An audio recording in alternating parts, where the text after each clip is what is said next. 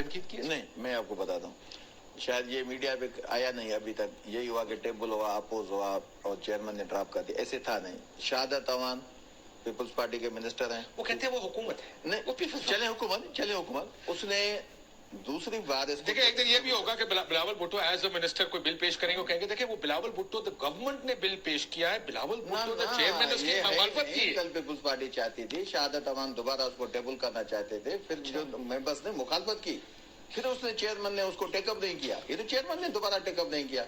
उनकी तो ख्वाहिश थी अगर 2 सेनेटर होते फिर भी वो बिल पास करवा लेते। How do you see this? ऐसे थोड़ी है कि जिस तरीके से मतलब ये सुनने में आप कर रहे हैं, वो कहते हैं जो जमहूरियत का हुस्न एंजॉय करें।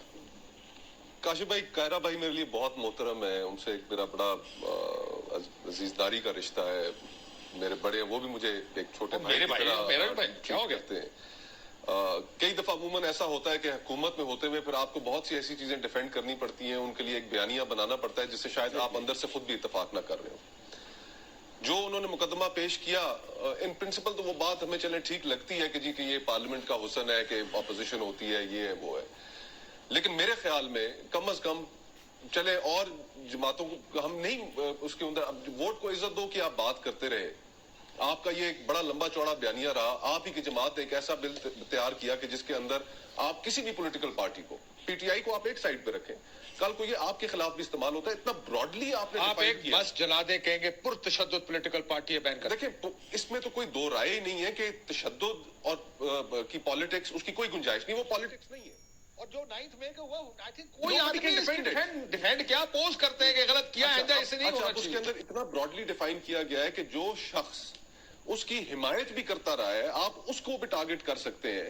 अब एक शख्स अननोइंगली एक पॉलिटिकल पार्टी को उसकी हिमायत कर रहा है और वो पॉलिटिकल पार्टी चल पड़ती है उस रास्ते पे, तो आप उस शख्स के बैंक अकाउंट्स भी फ्रीज करेंगे, आप उस जमात के साथ ताल्लुक होने पर आप उसके पासपोर्ट भी ब्लॉक करेंगे, आप उसको हिरासत में भी ले सकते हैं। तो ये इतना ब्रॉडली डिफाइन किया कि जिसके ऊपर सबको एतराज है।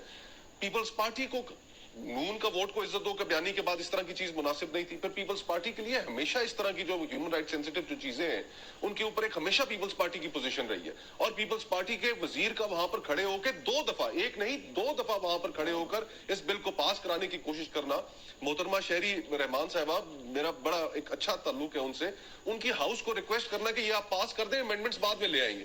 तो ये मकसद क्या था?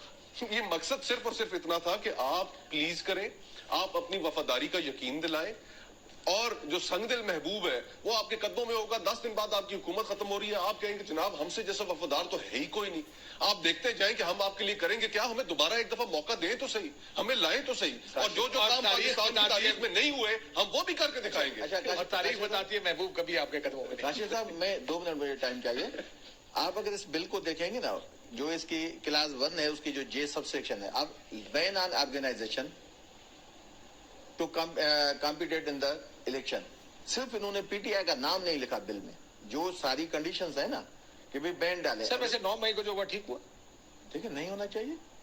तो ये IG Punjab, CM Punjab, governor Punjab बैठे हैं, इनसे पूछा जाए ना कि आप कहाँ थे, आप लोगों को सिक्योरिटी के मामला देखने थे, तो आप वहां गए क्यों थे, ये भी तो पूछा जाए। नहीं, जो भी गया गलत गया ना, नहीं जाना चाहिए। जो भी गया उसकी, जैसे आपने पहले भी कहा, तारीख से पीटीआई ने सबक सीखा या वैसे चाहिए, सबको सीखना चाहिए। क्योंकि एक बात पे शायद हम सारे एग्री करेंगे, आज आप इधर होते ना, आप इससे ज्यादा 2 कदम आगे जाके कह रहे होते, बिल्कुल गद्दार भी डिक्लेयर करें साथ। नहीं, अगर ये दूसरी साइड में पीपल्स पार्टी और नून लीग अगर होती और ऐसी हरकत उनसे सरजद हुई होती तो अभी तक फांसियों के मुतालबे हो चुके होते। ना बात सच्ची बात, जो पार्टी मैं ये कह रहा हूँ, जो भी आदमी गलत काम करता है उसको उसकी पनिशमेंट मिलनी चाहिए। मैं कहा आप लोगों ने सबक सीखा। हम तो 3.5 साल गवर्नमेंट की है, जिन्होंने 50 साल की, उनको भी सीखना चाहिए मेरे ख्याल में। अच्छा, आप इसको उल्टा कर लेते हैं, जिन्होंने 50 साल हुकूमत की उन्होंने नहीं सीखा, हम 3 साल में क्या सीख लें? अच्छा देखिए ना, अभी एक चीज है ना, अभी जैसे भाई ने कहा, कायरा साहब कह रहे थे कि जवाब है, आप इनसे पूछिए ना, हुकूमत तो इनको बिल्कुल नहीं जलाए, एंड टाइम पे इलेक्शन भी होंगे, टाइम पे हो जाएंगे।